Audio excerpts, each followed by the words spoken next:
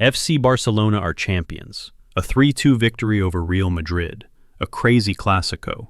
A night on January 11th etched into history. And yet, today it's not the decisive goal that people are talking about the most. No. It's a sentence. One single statement, coldly delivered by Xabi Alonso. Why did a former symbol of Real Madrid choose that exact moment to pour fuel on the fire? Why did his words, seemingly calm on the surface, provoke so much anger and discomfort in Madrid? And above all, what did he really mean? In this video, we're going to look back at this dramatic Clásico, break down Xabi Alonso's shocking statement, understand why it bothers Real Madrid so much, and analyze what it reveals about the future of Spanish football. But before we go any further, don't forget to like the video and subscribe to the channel, because what you're about to hear could completely change the way you see this Barca victory. January 11th. The stadium holds its breath. Barcelona versus Real Madrid, a Clásico that always goes far beyond a simple football match. But this time, the stakes are even higher. A title, symbolic dominance, and perhaps the beginning of a new cycle. The final score, 3-2 in favor of FC Barcelona, only tells part of the story. For more than 90 minutes, this match was a constant emotional roller coaster. Real strike. Barca respond. Madrid think they're in control. Barcelona resist, bend, but never fully break. Then comes the decisive goal, the moment when everything shifts, and Barca realize they are on their way to becoming champions. Statistically, Real Madrid were not outplayed. Possession was fairly balanced, as were the chances. Madrid even had more shots on goal.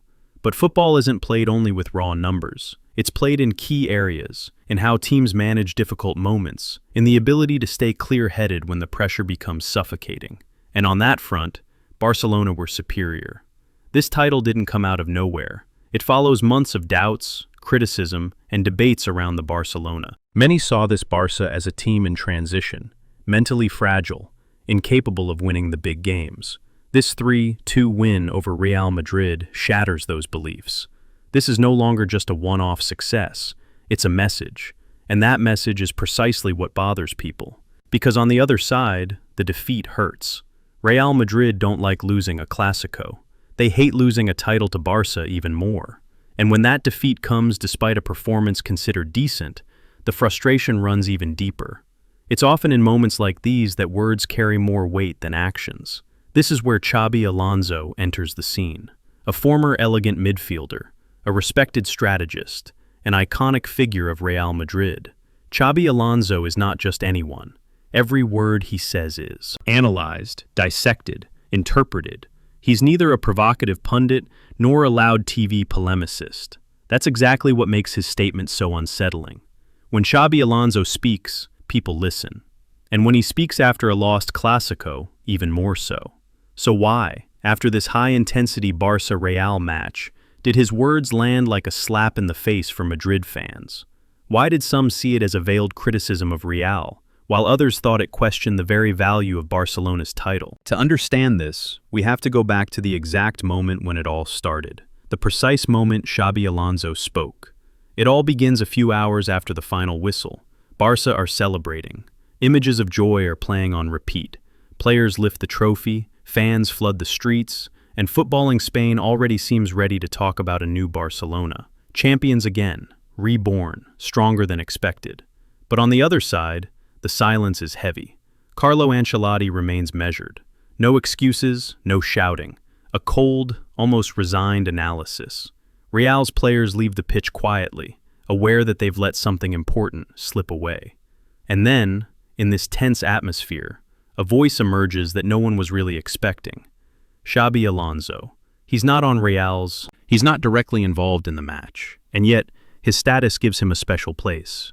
Former brain of Madrid's midfield, respected both in Madrid and in Barcelona, Xabi Alonso embodies a kind of moral authority in Spanish football. When he speaks, it's never by chance.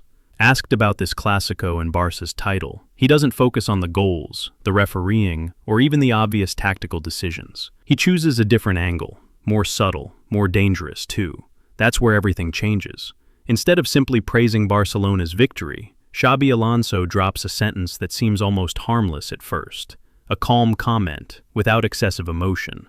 But very quickly, social media explodes, TV studios heat up, Real Madrid fans start to frown. Why? Because this sentence doesn't sound like a standard analysis. It sounds like a judgment. A judgment on how this title was won. A judgment on the true level of this Barca side. And perhaps, more troubling still, an implicit judgment on Real Madrid themselves. In just a few seconds, Xabi Alonso's statement goes viral. Some see it as a purely tactical reading. Others call it arrogance. And many wonder whether there's a hidden message behind his words. A message aimed at a club he knows inside out. A message that goes far beyond this 3-2 defeat. Because Xabi Alonso is not a man of useless phrases. If he speaks, it's because he has something to say. So what did he actually say? And more importantly, what were we supposed to read between the lines? The sentence is delivered calmly, without raised voices or obvious provocation. Xabi Alonso says, "Barca won, yes, but this kind of match is often decided more by details than by real domination." At first listen, nothing explosive, and yet everything is there. Because in football, especially after losing a Clásico, every word matters.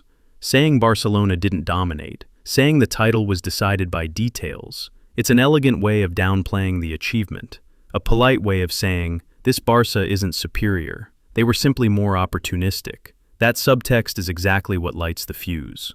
For Barcelona supporters, this sentence sounds like a lack of respect. How can you talk about details after a 3-2 win, after a victory in a match under maximum pressure, after a title won against the historic rival? For them, Xabi Alonso is refusing to acknowledge the obvious. Barca were mentally stronger. But in Madrid, the reaction is even more complex, because this sentence doesn't target only Barcelona, it also targets Real. By talking about details, Xabi Alonso implicitly reminds everyone that Real Madrid failed to manage the key moments, that they lost the match not because of a lack of talent, but because of a lack of control. And in a club like Real Madrid, that idea is almost unbearable. Because if the problem isn't the level, then where is it? On the bench? In Carlo Ancelotti's choices? In the management of difficult phases? Xabi Alonso doesn't say it outright, but he suggests it. That's the power of his statement. It doesn't shout anything. It implies everything. It plants doubt exactly where Real Madrid hate to see it grow, in their assumed superiority. And this isn't the first time this kind of discourse has created cracks in the history of the Clásico. Words spoken after matches have often had more impact than the goals themselves, especially when they come from respected former players, almost untouchable figures. Xabi Alonso belongs to that rare category.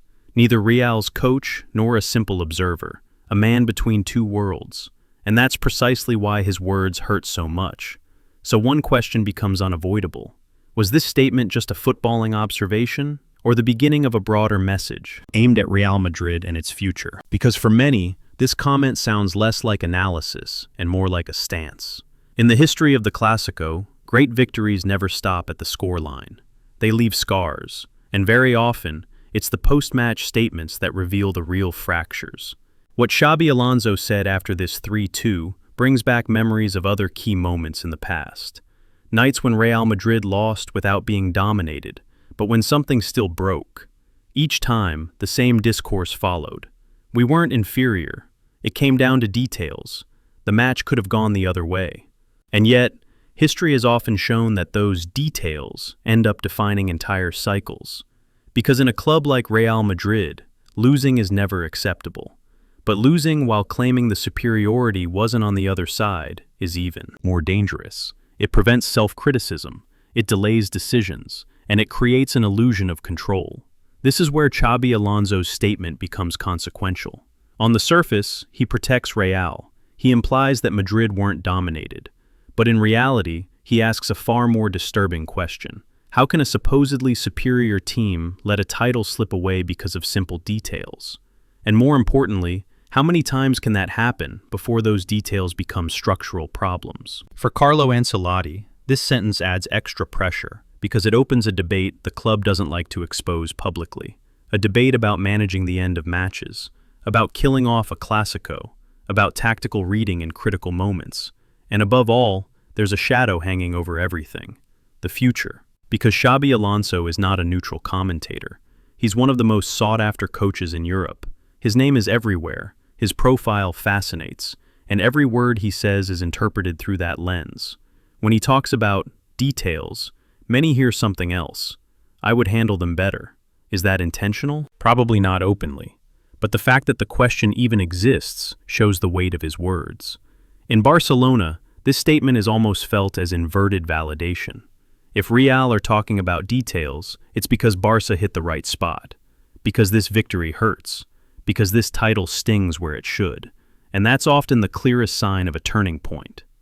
Xabi Alonso's statement won't fade with time. It will linger, precisely because it touches something deeper than this simple 3-2 on January 11th. It speaks of fragile balances, of cycles ending, and perhaps of new ones beginning, because the Clásico is never static. It reflects a dynamic. For years, Real Madrid imposed their mental authority.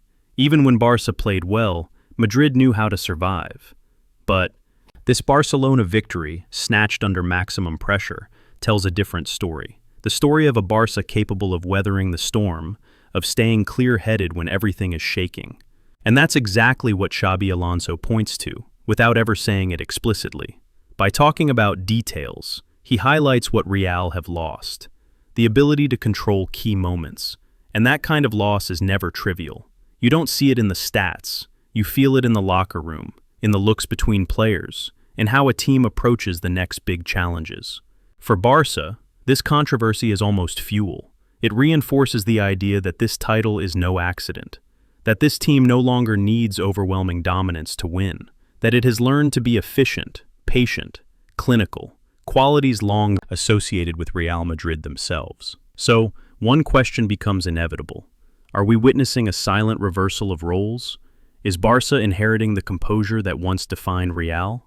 And are Xabi Alonso's words just an observation, or a warning about what awaits Madrid if they don't adapt? Because in football, the biggest transitions often begin with a sentence that unsettles, a sentence that refuses to flatter, and that, with hindsight, takes on a completely different meaning. FC Barcelona are champions, a title won through pain, intensity, and above all, in a Clásico that will be remembered as a turning point. But beyond the score, beyond the trophy, it's Xabi Alonso's words that continue to echo, because they were neither random nor innocent. They revealed discomfort, doubt, perhaps even a fear that Real Madrid don't like to show, and they unintentionally reinforced Barca's message. This victory matters. It unsettles. It marks a change. So what do you think? Did Xabi Alonso simply analyze a match? Or did he say out loud what many in Madrid are thinking quietly? Let us know in the comments. Share your opinion. And if you enjoyed this in-depth analysis, don't forget to like the video and subscribe to the channel so you don't miss the next stories shaking European football.